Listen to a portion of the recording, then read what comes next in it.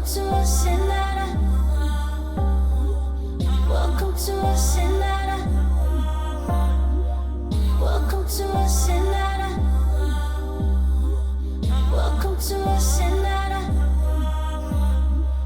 Welcome to ASCENDARA. So welcome back to ASCENDARA. Pardon this recording is a little bit louder than I would normally like it, but I still felt like this episode was necessary, or this entry, I should say. And so in this entry, last entry we spoke about closed eyes that I wrote. We spoke about vulnerability.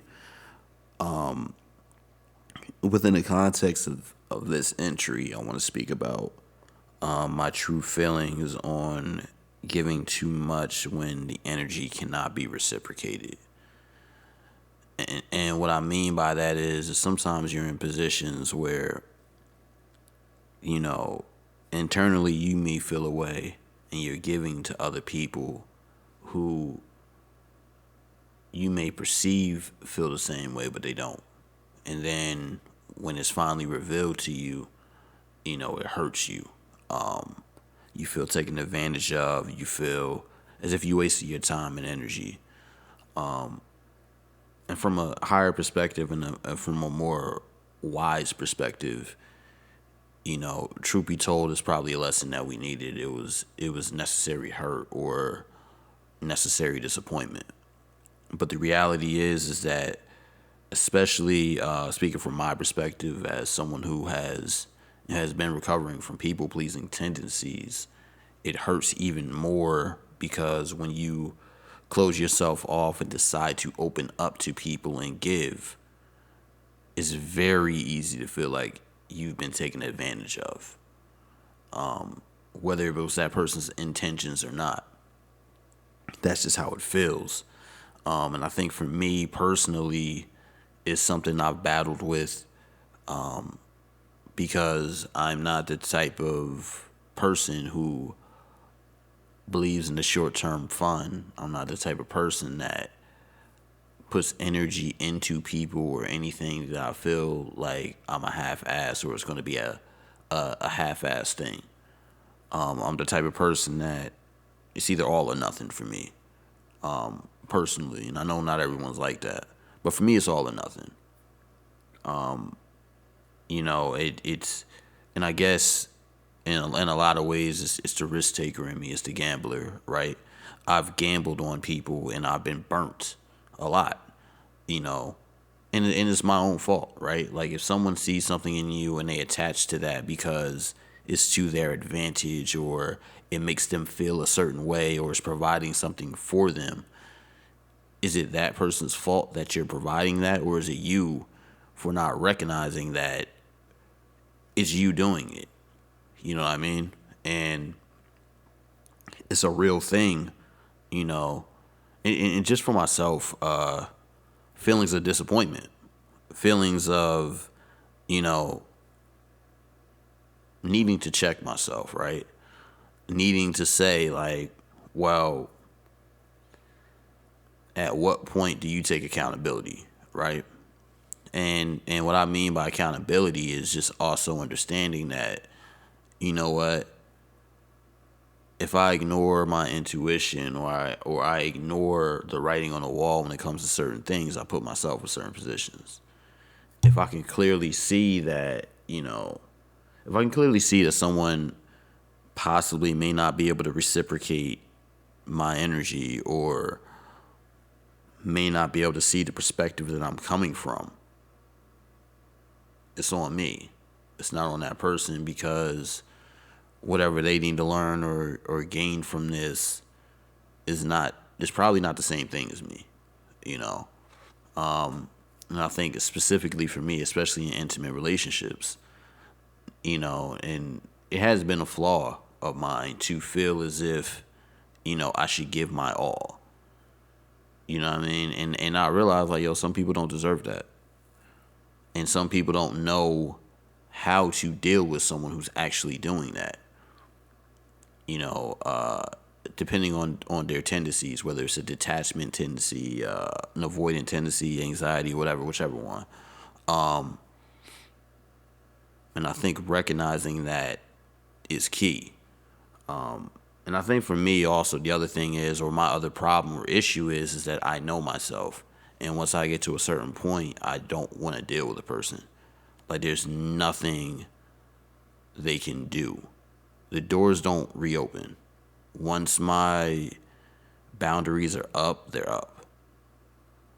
And it's something I had to learn to do, because a lot of times in life, early on, whether friends, whoever, I had allowed certain people to come back into my life that did not deserve to come back into my life. And you know what? They burned me way worse the second time, because they thought that their behavior was going to be accepted. I was accepting them for them.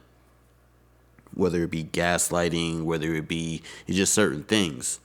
You know, like people say things to people and don't recognize a lot of times how it affects the other person, because they have their own ulterior motives. And it's clear as day when it comes out. And a lot of times they don't think it's as clear as day. And I think for me, that's an issue, because it's insulting my intelligence and my emotional intelligence and my ability to see through certain things. And as someone who a lot of times is not selfish, I don't make things specifically about me. I usually ask for the same in return. And you know what? That's been a flaw of mine. It's been a flaw, a real flaw. And it truthfully, it's like, it's one of them things where at what point do I say, you know what?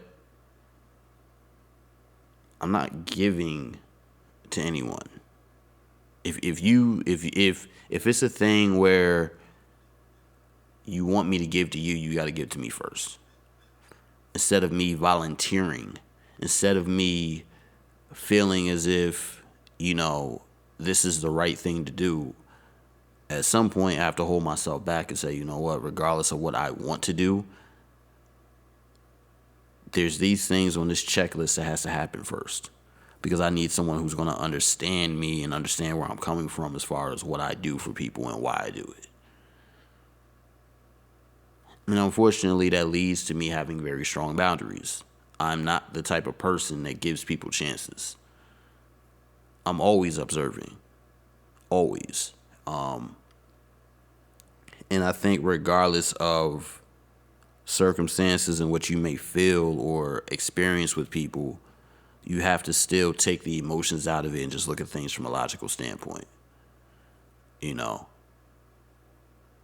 if you have certain goals and they don't align with someone, well, it's probably not the right person for you. Especially if they're not willing to compromise, or they're not willing to see your perspective or see where you're coming from or understand where you're coming from. You know, and a lot of times, you know, I've realized after the fact, like, oh, wait, this was going on. If I wasn't in such a infatuated place, I should say, maybe I would have seen this. Or maybe I would also understand that the emotional trauma that's attached to people would not allow them to give to others the way that others are giving to them. So they're constantly looking to receive. They're constantly looking to get something, you know. Because on a real note, like, if it's someone who I was once intimate with, or that was how I was feeling, I'm not going to be platonic with that person. Well, why? Well, because one is like going in reverse. Two, I'm not going to stick around for you to get the advantages of me being around. You're not going to get my wisdom, my knowledge, my energy, or anything that I could possibly give to someone I care about on a deeper level, because you cannot give it back to me. And that's a lesson I had to learn. Hell, a recent lesson. I had to really look within myself and say, well, if I look at the bigger picture, who's getting what? What is being reciprocated? What is being exchanged? And if it's lopsided, well, that's already a red flag. And at the end of the day, it's having a certain understanding of who you are as a person and, your views on life. And for me, thankfully, I'm at that point.